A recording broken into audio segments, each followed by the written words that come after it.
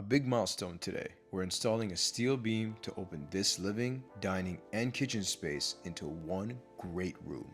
This home is fully stripped to the studs. The exterior hardscape and landscape haven't been demoed yet, but inside, the transformation is already underway.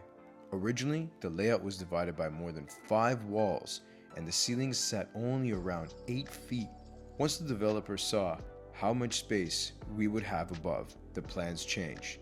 They removed the attic volume and raised the main living area up to roughly 14 feet.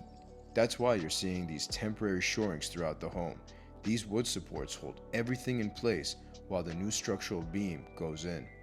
There used to be a step down throughout the entire dining and kitchen space, and now they're creating one seamless plane.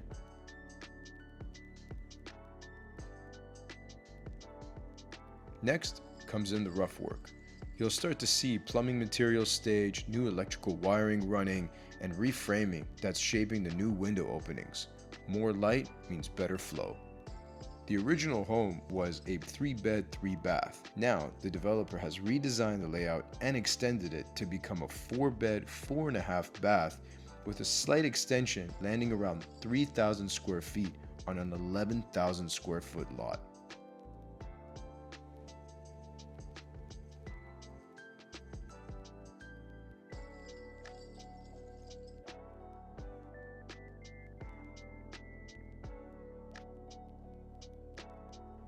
Next updates: windows, roof, exterior materials, and the full indoor-outdoor vision.